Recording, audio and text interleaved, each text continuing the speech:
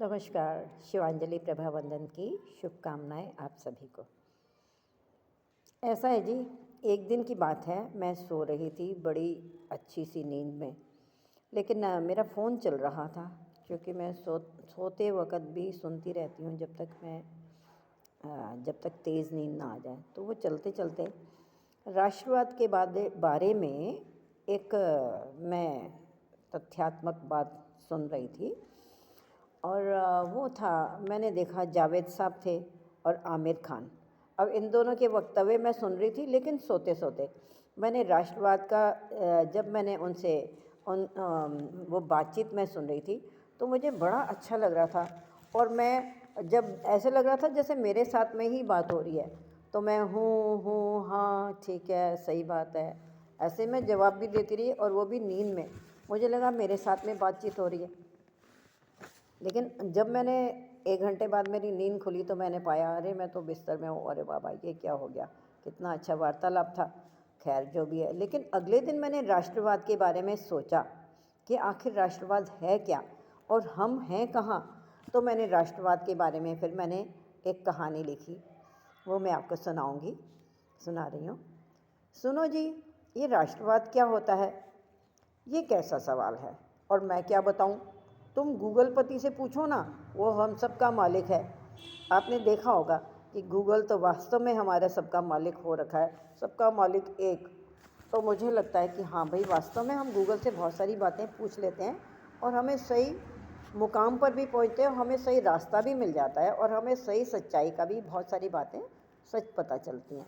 खैर, ओके कहकर जल्दी ही उसने सही सटीक उत्तर जानना चाहा और फिर अपनी समझ के मंथन में आकलन किया और तब इस निष्कर्ष पर पहुंची कि राष्ट्रवाद एक साझा विचार है, जो एक पुष्प सिंचित परिकल्पना का कल्याण कलश है, जो देश को एक पहचान देता है और देश की अखंडता को संप्रभु बनाकर, हाँ मैं पढ़ के बोल रही हूँ क्योंकि मेरी ही कहानी है, मैं पढ़ के बोल रही हूँ, बनाकर शांति से प्रगति की शुभकामनाएं सदांतरित राष्ट्रहित में सहयोग देकर कर्तव्य निष्ठा निधि को प्रमाणित भी करता है और प्रणामित भी कहूँगी, जिसमें मानव संवेदना का प्रथम पृष्ठ शुचिता स्तंभ विशेष बनकर तिरंगे को सुप्रीम अवार्ड जनता के हित में सुरक्षित आधार मजबूत करके अक्षुण बनाकर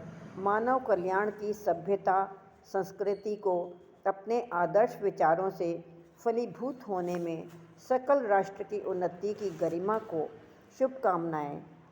शुभ मंगल कामनाएं सदांतरित देता है, जो हमारे संस्कारों को ब्रह्मास्त्र देकर नारी पृथ्वी और प्रकृति के आकाश के पर्यावरण को संरक्षण देकर विश्व को सुरक्षित आधार मजबूत करके शूद्र मानसिकता से स्वतंत्र भी करता है।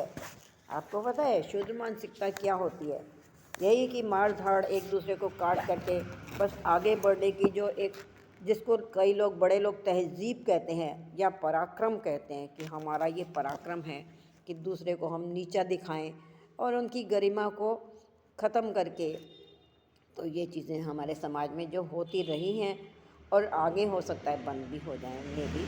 मेरी भगवान से प्रार्थना है ये कर सके, ताकि भारत की आने वाली पीढ़ियों को प्रेरणा देकर संविधान की गरिमा और मौलिक भारत की अस्मिता का अस्तित्व खालिस रखकर अंततः स्वतंत्र अभिव्यक्ति के आदर्श को सम्मान दे सके।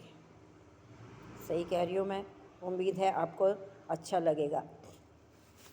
ताकि सामाजिक सरोकारों से जुड़े संदर्भों को अदम्य साहस द्वारा सर्वे भवन्तु सुखिना का आशीर्वाद प्राप्त हो सके और भारत माता के चरणों में समर्पित भावनाओं को विश्वास दे सके, ताकि भ्रष्टाचार पर अंकुश लगाकर भारत माता को ईमानदार प्रयास प्रगति प्रभात प्रभावंदन द्वारा प्रदूषण मुक्त करके, अपराध मुक्त करके, जन गण वन मंगल वंदन करके कर्तव्य निष्ठा निधि को तकनीक के साथ सकारात्मक सोच से आरोग्य जीवन संजीवन कर सकें।